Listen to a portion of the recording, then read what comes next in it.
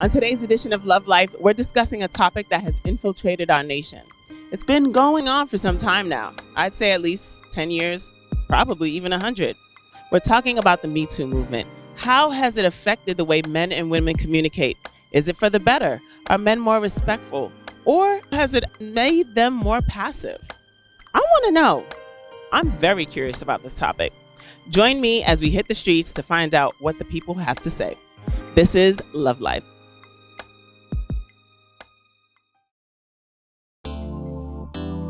Love is a risk, and I'm ready to take it. Ask Toni for advice, now my love amazing. Plus we busy saving, till death do us part. I remember first date, long walk in the park. That's when I knew you had the keys to my heart. That's when I knew you could ignite me from the start. So now we got a love life. Tell me what your love like. Watching Love Life so that we could get our love right. Love life, love life, love life, love life, love life, love life, love life, love life, love life.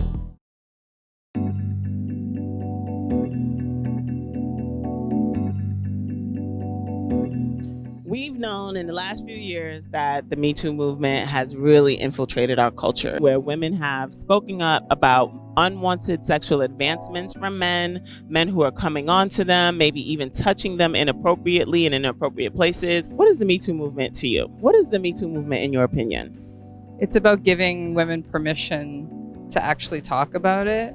Well, to me, I think the Me Too movement is more of giving mostly women people the confidence to say what they need to say. Bad use of power, and we were just talking about this actually, just using somebody's vulnerabilities or desire for whatever it is you might be able to offer them. Maybe a boss or a co-worker that's being inappropriate. Because I feel like growing up, I would often bring stuff up, and it was sort of, I was just told like, there's nothing, shut up. To come out against any sort of oppression or sexual misconduct. It's like bringing darkness to light. Yes, whatever is done in the dark must come to the light. Is the Me Too movement exclusive to women only? Do you think that same situation could happen to a man? I don't believe in exclusivity, so Yeah, of course, I think so. No, I don't think it can. No. Everyone who is a victim should be supported, yeah. I think it can be both. I think men and women can both, be victimized and be a part of, the Me Too movement. It's just funny because it's like if it happens to a man, it's like, oh, really? Like you should be flattered that someone really likes you or is touching you. Some woman was throwing her panties at you. Exactly. I would like if women touch me, no problem for me.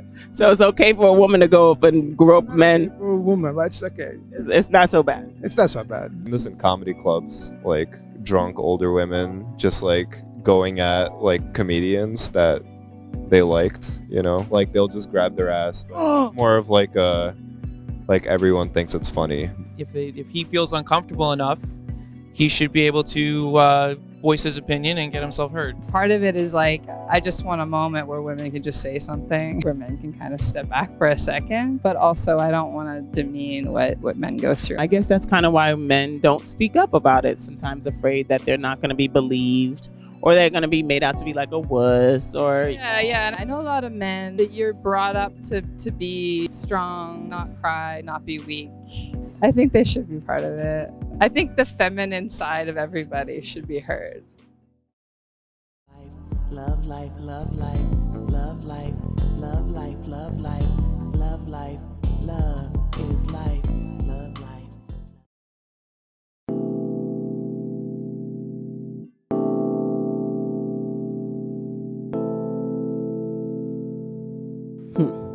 Do you think if these women were attracted to these men, it would still be considered Me Too? Because I always remember those stories, right? Guys are like, I asked her out 8 times and she finally said yes and she's my wife. Men are hunters. They go after what they want. We know lots of examples of men who say, hey, I had to ask my wife out 5 or 6 times before she went out with me, and now she's my wife, right? I think we're no longer going to be able to have situations where a guy can tell a story and say that he asked his girlfriend or his wife out 8 times and then she finally went out with him and now she's married to him. We're not going to have those stories anymore, right? And if maybe you ask me more than once, then I'm like, he really is into me, versus Isn't there a better way for you to communicate that?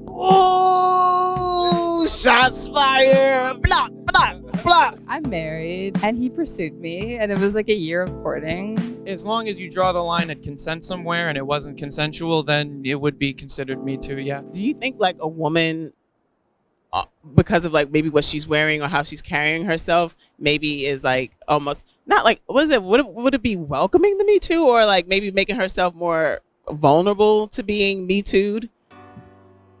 Does that make sense? It does. It's like, why not be able to wear the things that make me feel good without being shamed about it?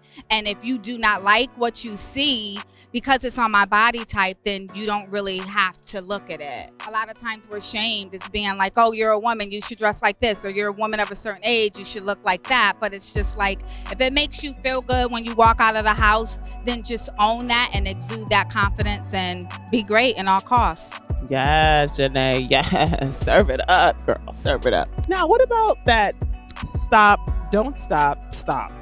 No, I don't want you to do that anymore. And then he doesn't stop. He kind of keeps going. She's the no stop where it's like, oh, please. And then they're laughing. And is it that kind of no stop? But then how do we know the difference between no stop, really stop, and no stop, don't stop? Listen, I wish I had these problems. That's so hard, right? We've all been there. But that's like body language, and like there's permission on different levels. Like, you know when someone's vibing with you. How can a man feel safe, but how does he know? What does he do? Is there signs? Are there clues? He should run. Because it becomes very dangerous when you are playing that game. It's a mental thing, and it's just like, I want the attention, but I don't want it. But I do want it because you're showing it to me. But no, I want to be respectable.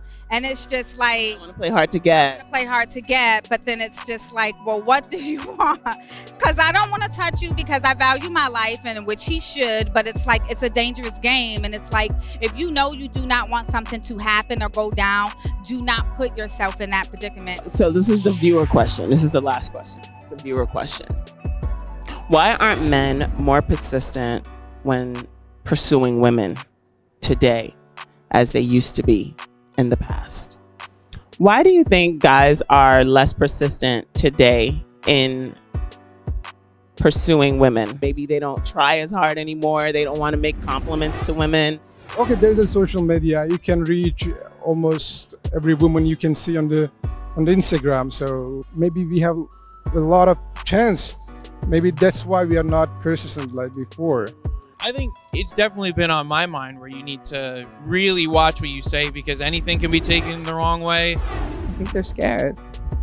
I mean, I've talked to a lot of guy friends, and they're scared that they're going to be considered creepy. And it's often men who I know who are really wonderful men who are really worried. They're just really big consequences for being a creep. Women get more offensive than before, than they used to. A lot of guys didn't grow up with fathers, so a lot of guys just don't have good role models. Like, you're really making yourself vulnerable when you're making, your feelings known. I think he's right. Women are a little bit more sensitive nowadays. There's a lot of more opportunities for men to meet women and pursue women. So if you see a woman and she says no, you're like, I got 10 more right behind you. Maybe, yeah. The Me Too movement is a serious topic, but it seems like it can be avoided through simple communication. If you're feeling the vibes, go for it. If you're not, please stop. No one wants to be pursued by a creep. If you have a question or a topic that you want to be discussed on the next episode of Love Life, feel free to tweet me. It could end up on our next show. Thanks so much for tuning in. I'm Toni Belafonte, and don't forget, love is life and life is love. Love life, love life, love life, love life, love life, love life, love life, love life, love life, love life, love is life, love life, love life.